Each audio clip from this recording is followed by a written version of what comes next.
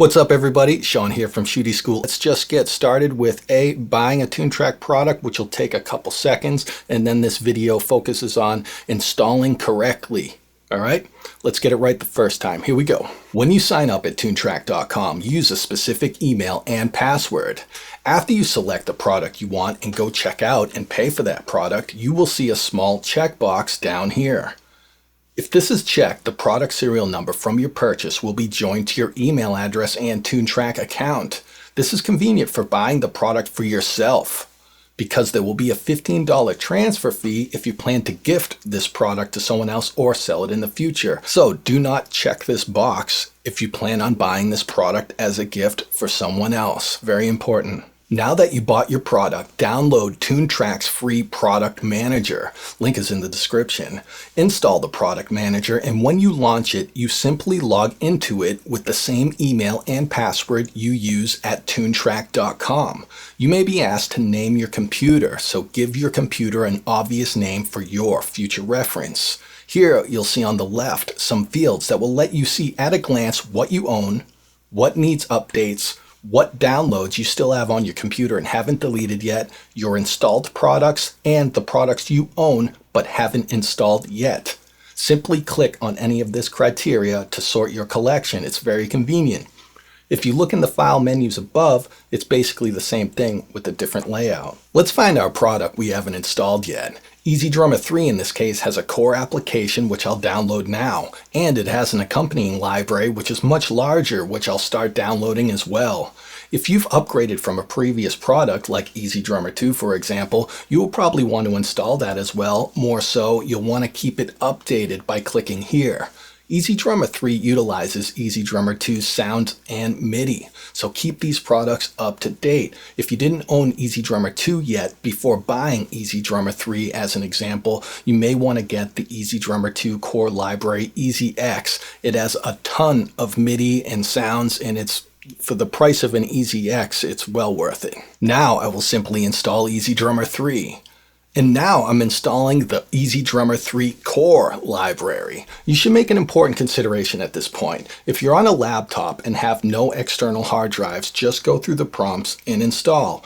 Otherwise, I think you should consider installing the core library on an additional hard drive that your operating system is not on, whether it's inside your desktop computer or an external hard drive. When installing Toontrack products on a secondary hard drive, you'll see a dialog box to choose your custom directory. It won't look exactly like this because I already have Toontrack products on my hard drives, so it's already been determined where to install them, but it'll look similar to this, and you just click and select your custom directory on your alternate hard drive. As you go through the install process, just keep an eye on every dialog box and look for that page where you can change the directory.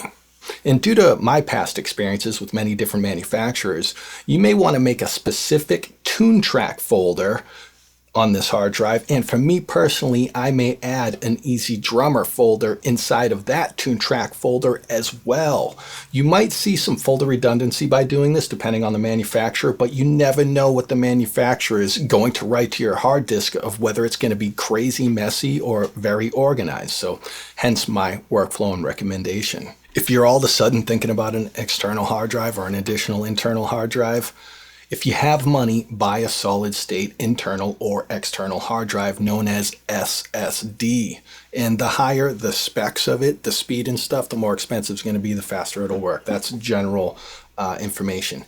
If you're on a budget, buy a regular hard drive known as HDD or HHD, and just look at those prices and buy what you can afford. I don't recommend putting any mission-critical work on these external hard drives, just the Toontrack samples, and if you do, you're responsible for what you back up. If the hard drive dies, you can just download the Toontrack samples again. As for your work, did you back it up?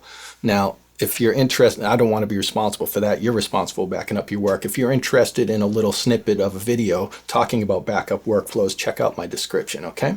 After your initial installs, you may see that updates are already available, so let's download and update these programs. If you click Show Details on any product, you'll see your serial number in case you need customer support.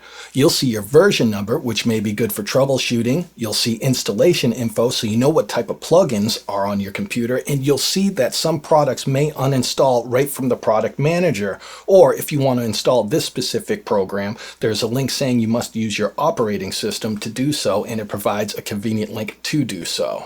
Lastly, there's an authorization tab. You can install your Toontrack products on multiple computers, but only 2 of them can be active at a time.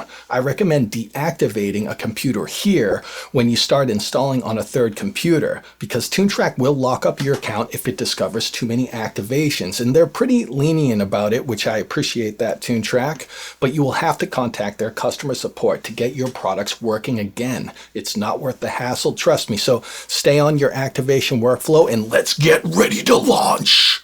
When you first launch a Toontrack product besides Easy Mix, simply tap on something to make sure you hear a sound. If you don't, find the audio MIDI settings box and select the audio device that's best for you. On Windows, you might see a Wasabi or direct sound selection. On Macs, you might see a Core Audio or something similar. These settings typically get sound coming through your computer speakers. If you're using an audio interface, which is a piece of hardware that sound enthusiasts use like myself, you should see something related to that here, like ASIO, for example, and possibly have yet another setting to select to pinpoint your interface. If you have a MIDI controller like a keyboard or an eDrum kit, look for it listed in the box down here and select that. If you hear latency, as in the sounds are delayed and not usable, use this audio buffer size menu here and decrease the value. Just keep in mind, if your computer isn't strong enough for a low setting, you may hear artifacts or your program might freeze or crash. This is typically something you do trial and error with if you have weak computer specs. So best of luck to you if that's your case. You should be able to trigger your product now and hear it. So let's get rocking. If you're having issues with what's in this video, there's a chance I can help you if it's user error related. But I'm not a computer whiz, and so many users have so many different configurations, you may want to consider contacting their customer support. Posting in the Toontrack forums does get quality support often, but it is not customer support, the official customer support. What you want to do is visit any Toontrack FAQ of the product you're using and need help with. You scroll to the bottom if your question is not answered in the FAQ and then select Contact Support. They'll want a bit of information from you in this form, and I highly recommend you giving them the most accurate details possible so they can best assist you.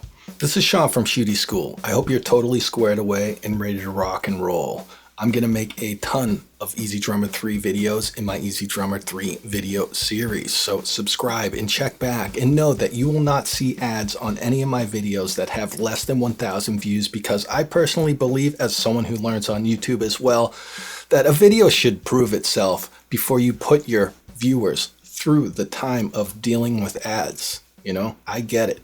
A video with 20 views and you're watching an ad and you don't even know what it is yet, that's BS. My opinion though, because this is my channel, I do what I want, you know? So I hope you appreciate that. If you subscribe and ring the bell for notifications and watch my videos right as they come out, you'll probably never see an ad on any of my videos. Anyway, rock on. EZDrummer 3 just came out a couple hours ago. I haven't even gotten to it yet because I wanted to do this install video for you first. Rock on.